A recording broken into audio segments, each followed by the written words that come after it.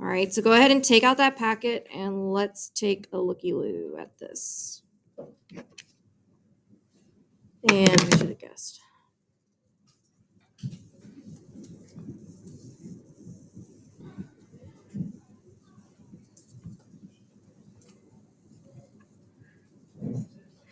All right. So again, today's all about imaginary numbers, which you will see pop up when we start solving quadratics by hand. All right. Occasionally. They don't always happen, but sometimes they do. All right. So first off, we're talking about the real number system. So as of right now, every number that we've ever dealt with was considered real, whether it was rational, irrational, natural, whole, whatever. They were all under the real number umbrella. All right. But we knew that it was not possible to take a square root of a negative number. All right. So remember, if you put square root of -4 in your calculator, you get an error message. All right. And does anyone know what error message you would typically see?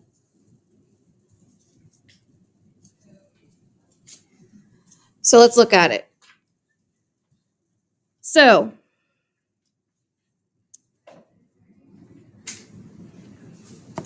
if we look at a TI, all right, let's just say I squared a negative number. So let's say, not squared, I took the square root of a negative number. So square root of -4. All right. What does it say? Why is it an error? What does it say? Non-real answer. So your calculator cannot calculate imaginary numbers. All right. They only deal with real numbers. That's why it's saying a non-real answer. It has an answer, it's just not real. All right. Or it's just not a real number. Yeah, I know. Like the whole real versus imaginary, it's a weird concept. But it is a thing. So, because if you think about it, a real number squared, the result's always non-negative. So, for example, if you did -4 squared, what is it?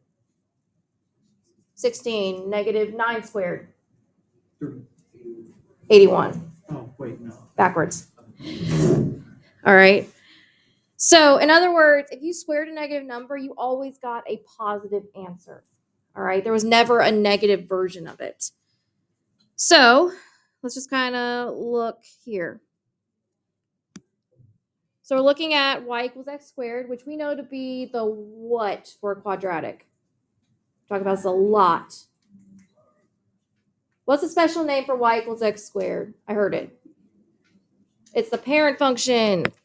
So remember, this is the parent function, meaning all quadratic functions come from this. Now, we are now going to find the notation for the function x squared plus 1.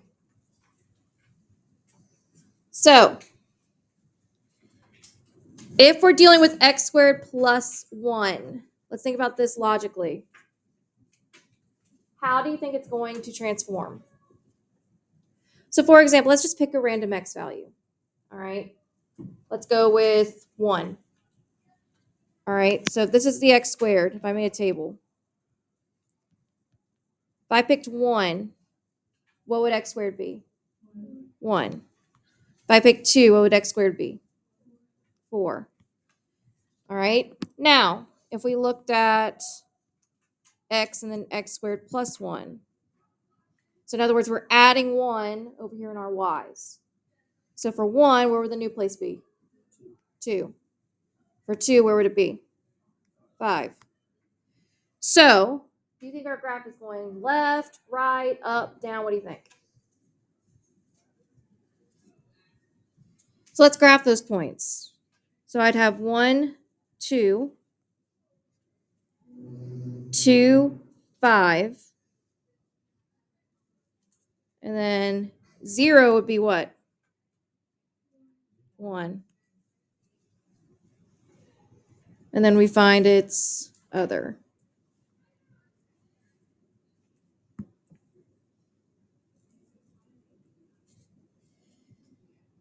All right. Now, it's not exact because we can't perfectly draw to scale, but what actually happened? It goes up 1.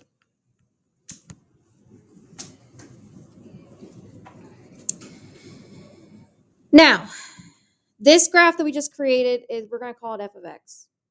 All right, so the red graph that we just drew, that's f of x. So what can be said about the x-intercepts of that function?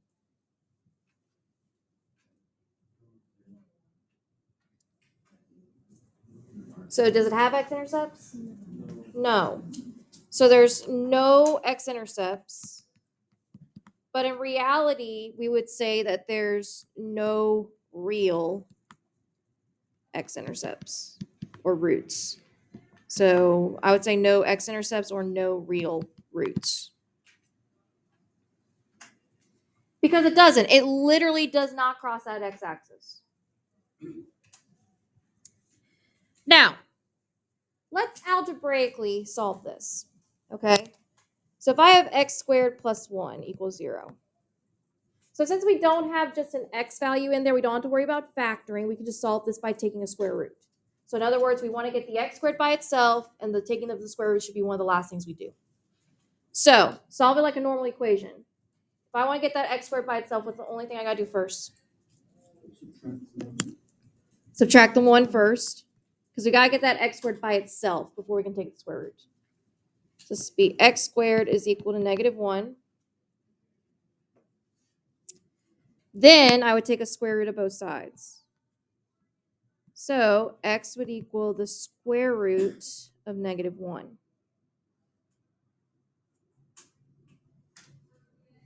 Now, square root of -1 is actually I. All right. So the square root of -1 is what we also call I. Now, I typically draw a cursive I when I talk about like the number I, because it just, sometimes when you draw I, it can look like a 1 or something else. So that's why I do the cursive. So this imaginary numbers all span from this fact right here.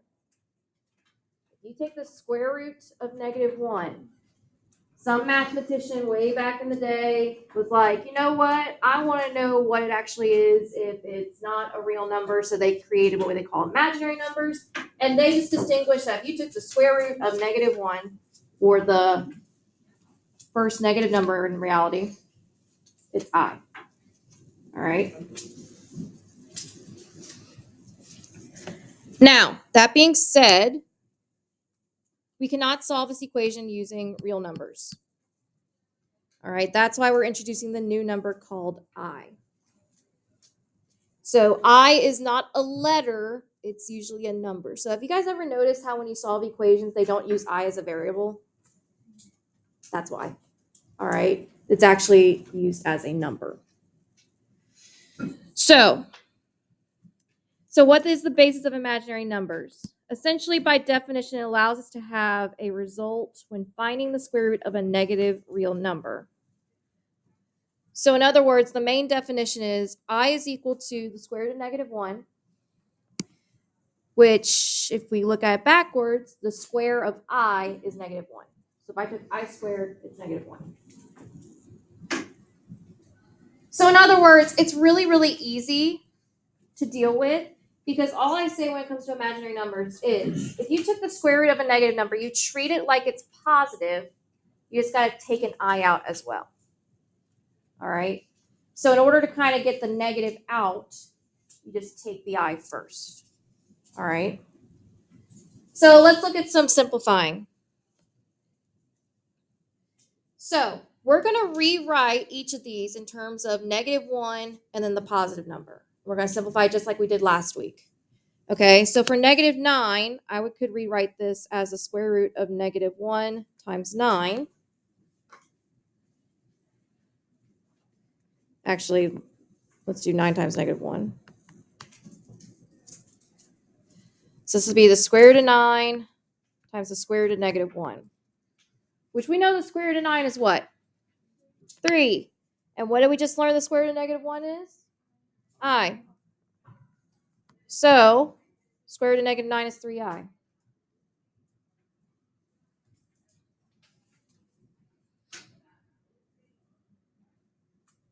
All right. Now, be careful with the next one because it has a negative on the outside as well. So whatever we do at the end, after we do all of our square root stuff, we got to make it negative. So I have a negative times the square root of 100 times negative 1. So that'll be negative square root of 100 times the square root of negative 1. So what's the square root of 100? 10. Square root of negative 1? I. And then we bring down that negative.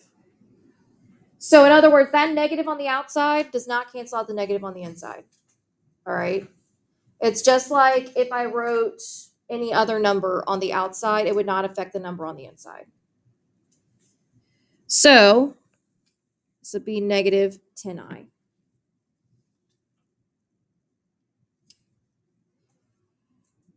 So guys, you don't necessarily have to do all of this. The moral of the story is take the I out. So for example, for this next one, since I already know to take care of this negative, all right, we already know that if we take the square root of negative 1 out, what is it? I. So we can rewrite this as I square root 32. So as long as you take that I out, it makes whatever underneath it positive again. Now, we know square root of 32 is not a pretty number. So take a minute and just simplify square root of 32. Just like we did last week. So find that perfect square in it.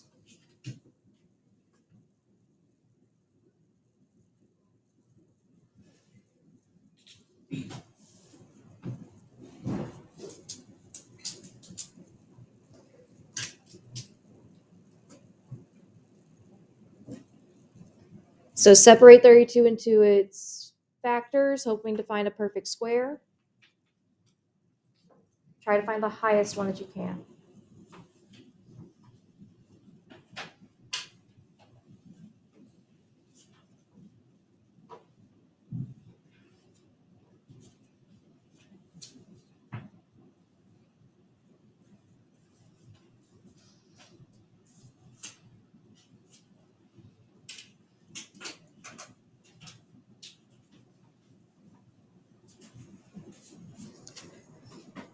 All right, thumbs up if you're ready. Give you one more minute.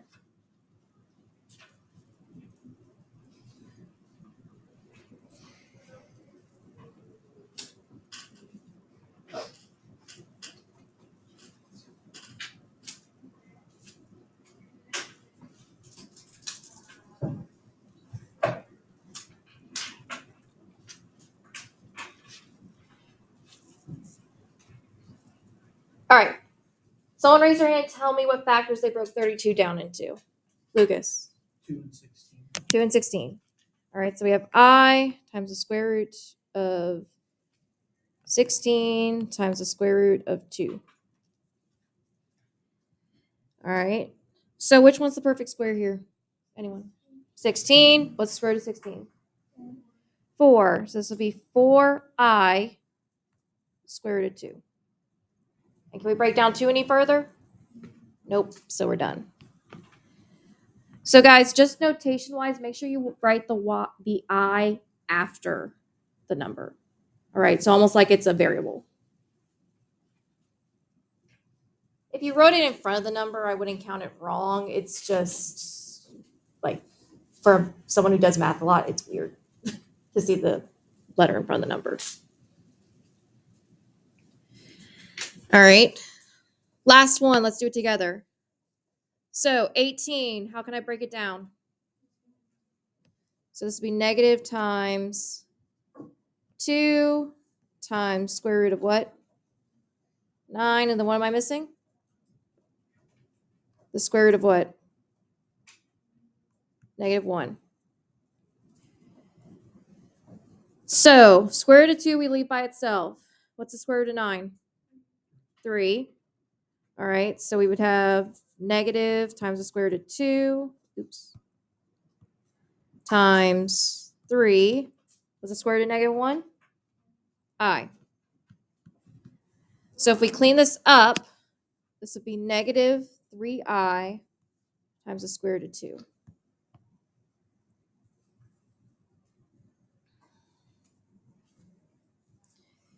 So again, guys, pretty much whenever you have a negative under a radical, you just take an I out and you took care of the negative under the radical. All right, that's all you got to do. That's the moral of the story here. Now, because now that we have an I and we know that that creates an imaginary number, we can now solve quadratics where beforehand we would just say no real solution. All right. So with this one that I drew here, even though it's not an exact quadratic function, if I actually solve this equation, we could get its imaginary solutions. This one has 2 imaginary solutions. All right. So let's just do what we did earlier and solve these together. All right. So we treat this like we're solving a 2-step equation first, and taking the square root should be one of the last things we do. All right. So if I treat this like just solving a regular linear equation, what's the first thing I need to do for letter A? We need to subtract the 8 to both sides. So guys, the goal is to get the x squared by itself. So if we subtract 8 to both sides, I get 5x squared is equal to negative 20. All right, someone else. What do you think I want to do next? Divide by 5. Because we want that x squared by itself. We don't want anything attached to it. So be x squared is equal to negative 4. So if I took the square root of negative 4, x would equal what? 2i. Good. So it's just the square root of 4 with an I slapped on it. All right. So guys, in reality, there's nothing really fancy about I. You just take a square root like normal for its positive version, and then you just slap an I on at the end of the answer.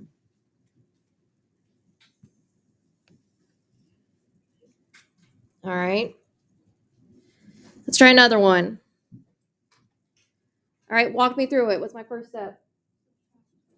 Subtract the 20. I don't know why I put 22. So I get 1/2 x squared is equal to negative 22. All right. How do I take care of the 1/2? It would be negative 18. Now you can tell it's Monday. Okay. All right. How do I take care of that 1/2? How?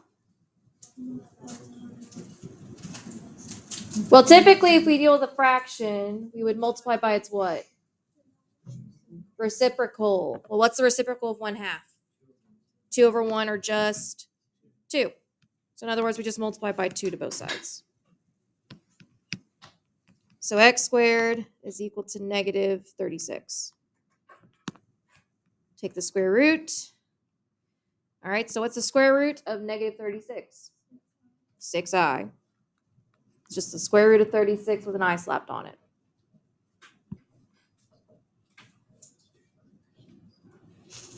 Any questions so far? Try the next one on your own.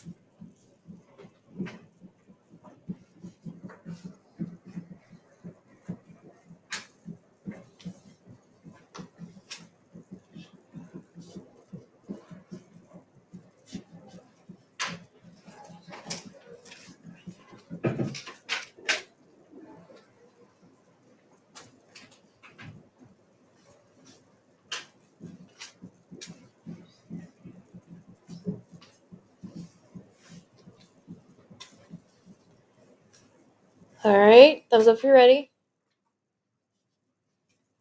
All right, someone who has not talked today, walk me through it.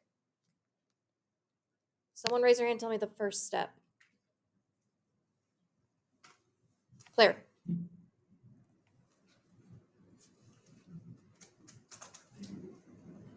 Oh, no, not Claire. God. Sailor, sorry.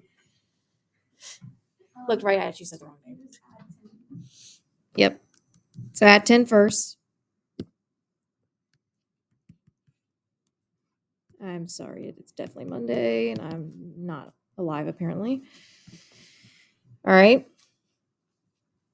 Someone else, tell me the next step. Ashlyn. Divide both sides by 2. So x squared is equal to negative 13. Then we would take the square root. So someone tell me what the square root of negative 13 is.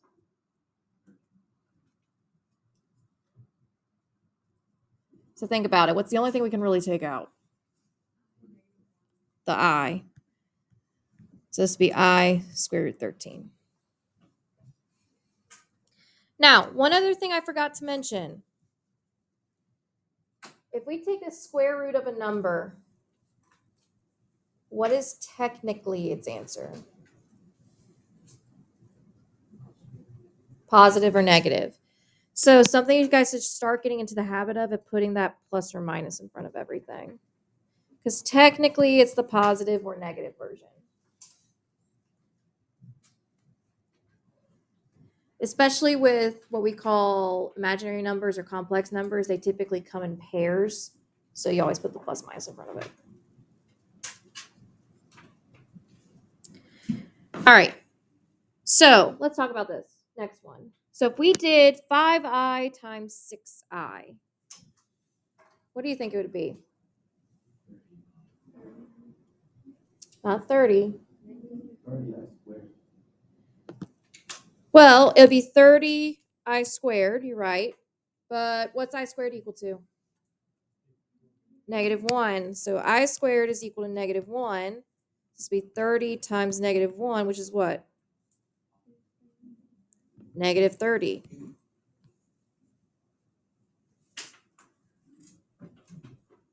So remember, if you square I, it's negative 30.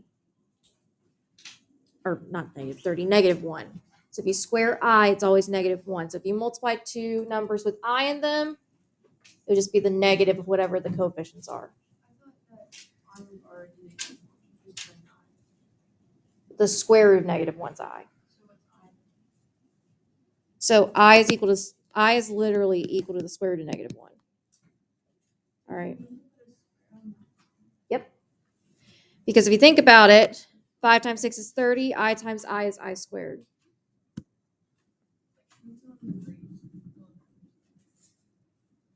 Where?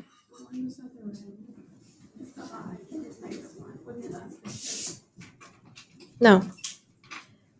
Oh, yeah, that should be squared. That should be squared. Yeah. So I is equal to square root of negative 1. I squared is equal to negative 1. Because if you think about it, if you took the square of the square root of negative 1, what's it equal to? Negative 1. The square and the square root cancel out.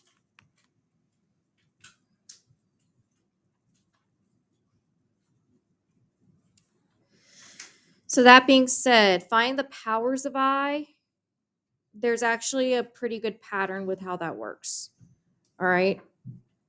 So we know that I, the first power, is just I squared. All right. So again, we also know that I is equal to the square root of negative 1. I squared, we just said what it was. It's negative 1. But the reason it is because if you took the square root of negative 1 and you square it, what happens to the square root of the square? Cancels out. We're left with negative 1. Now, I cubed. All right. Any guesses on what you think I cubed is going to be?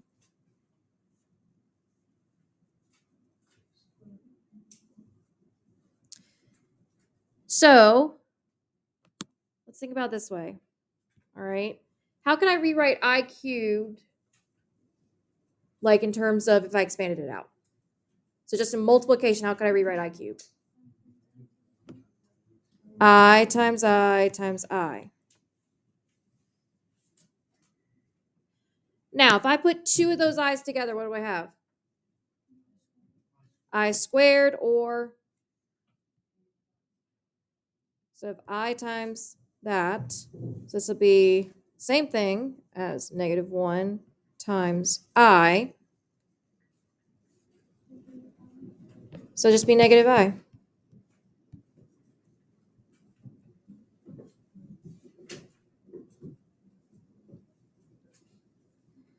Now, I to the fourth. What's the way that I can break down I to the fourth?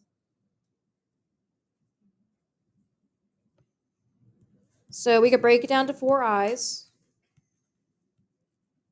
which 4 i's is just what? 2 of what? 2 I squareds, which we know I squareds equal what?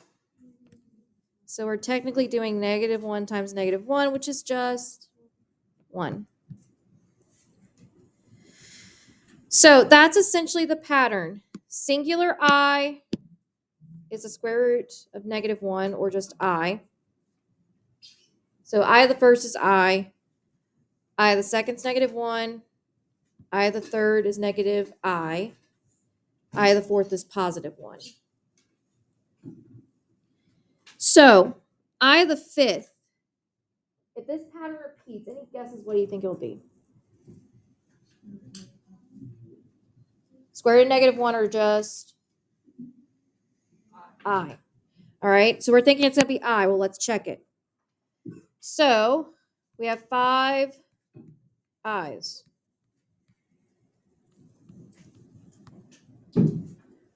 How many I squareds can I come up with? 2. So I have 2 I squareds and then 1 I left over. So this will be the same thing as -1 times -1 times I, which negative times negative is a positive, so we're just left with a singular I. So we were right. What do you think I to the 6 would be? -1. All right, let's check it. So I to the 6 can be broken down into 3 I squareds. So that would be -1 times -1 times -1, which would be +1 times -1. So -1.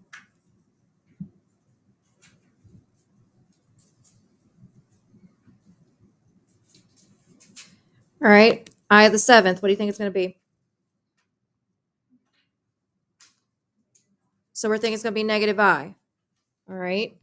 Let's see. If I broke down I the 7th, I could break it down like I the 4th times I cubed. What's I the 4th? 1. What's I cubed? -I. So this will still be -I. And lastly, I the 8th. What do you think? So first off, prediction, what do you think it's going to be? Not I. 1. So if I break it down, we can break this down to I the 4th times I the 4th. All right. That's 1 times 1, which is just 1. So guys, you don't have to actually do that every time you break down a power of I. There's a really distinct pattern. All right. So 1, so I the first power is I squared is -1, I cubed is -I, and then I to the n is equal to 1. And that is where n is a multiple of 4. Because let's think about it. If we look back up here, I the 4th gives us 1. I to the 8th also gives us 1. What's true about 8? It's a multiple of 4. So the way you figure it out is you think about it in relation to a multiple of 4. All right? So what I mean by that is you think about how close it is to that multiple of 4, distance-wise. So for example, if it's, like, say we had I to the 11th. All right? So let's just say, for example, we had I to the 11th. What's the closest multiple of 4? 12. All right? So if 12 is the closest multiple of 4, how many away is that? How far is 11 from 12? 1. Is it 1 more or 1 less? 1 less. So if we think that I to the 12th, we know that's a multiple of 4. So it's the same thing as I to the 4th. It's 1 away. So I to the 11th is 1 away from 12. So what do you think I to the 11th will be the same as?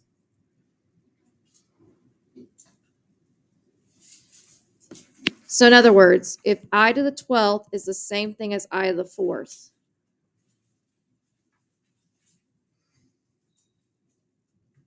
what do you think I to the 11th will be the same thing as, distance-wise? So what's 1 less than 4?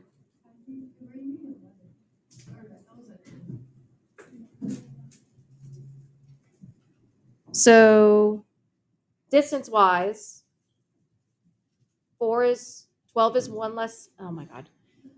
11 is 1 less than 12. What's 1 less than 4?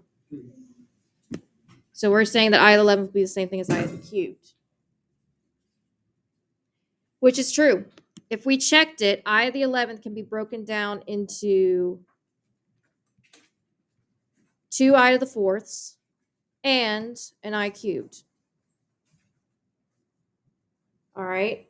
Which we know that both of these are 1, which 1 times anything is just itself, which leaves us with the I cubed, which is what? So what's I cubed equal to? Negative I. And that's how you treat it. You treat it as how many i's to the 4th can I make, and then what's left over. All right, so you find the closest multiple of 4, either higher or lower than it. You could have also done it in terms of 8 and said, okay, there's still 3 left over till I get to the next multiple. And then that is the power that you use, and then that's the answer.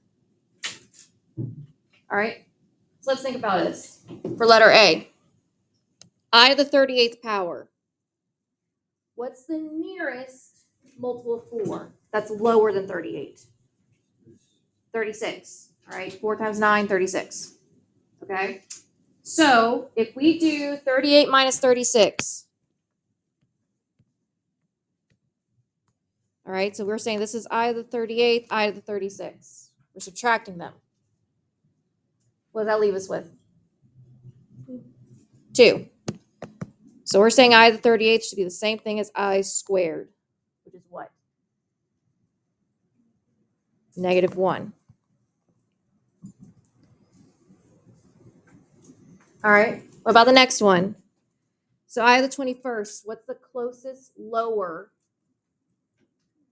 20. So if we do I to the 21st minus I to the 20th, all right, we're just subtracting the exponents. All right, what's that leave us with? I to the first, or just a singular I. So what's I to the first? I.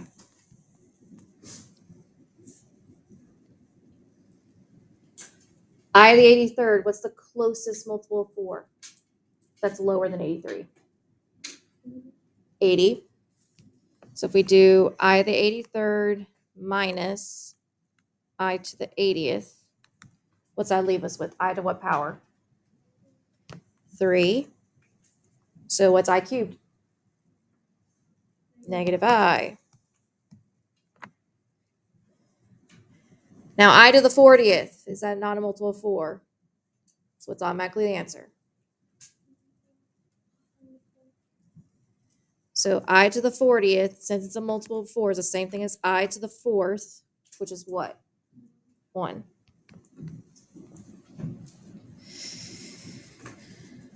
So that's how you would check that. So in other words, you find the nearest multiple of 4 that's lower than the number, subtract those two numbers, whatever number you get, that's what I is raised to, and then you put the appropriate number for it. So you should know what I the first, I the second, I the third, and I the fourth are off the top of your head, and then it repeats the pattern. All right. So there'll never be a different value for those 4 or for any of them when you raise them to any power. Does that make sense? Yes, no, maybe. All right. Last thing. So which of the following is equivalent to this expression? All right.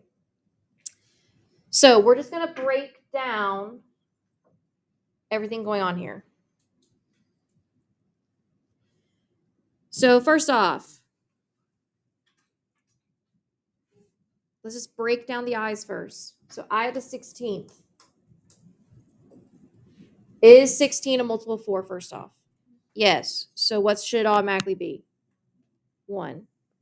So this is the same thing as I to the 4th. So this should be 5 times 1 plus 23. So I to the 23rd. What's the nearest multiple of 4 that's lower than 23? 20. So if we do 23 minus 20, what are we left with? We're left with 3. So this is the same thing as I cubed, which what's I cubed? So this will be 3 times negative I.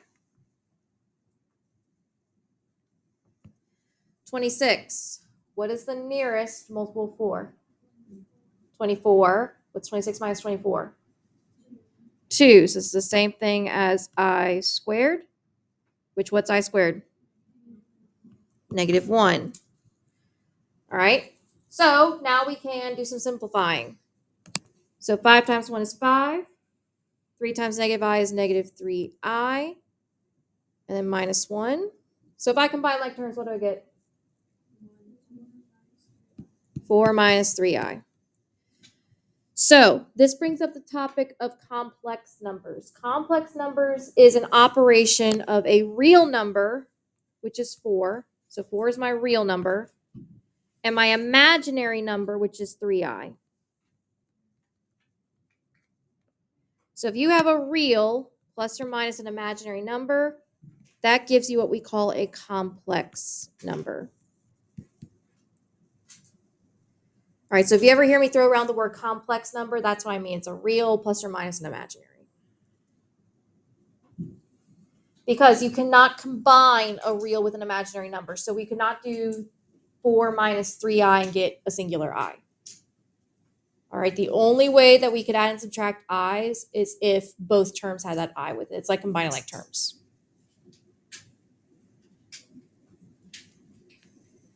And also, complex numbers are actually the largest span of umbrellas that numbers fall under. So in the world of numbers, all right, if we made like a tree, complex is like the very top of the tier.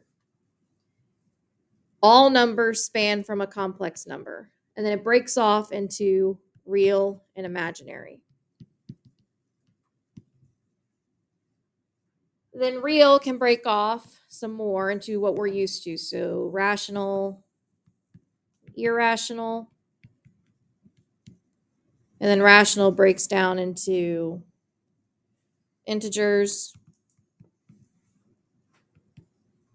then whole numbers, and natural numbers.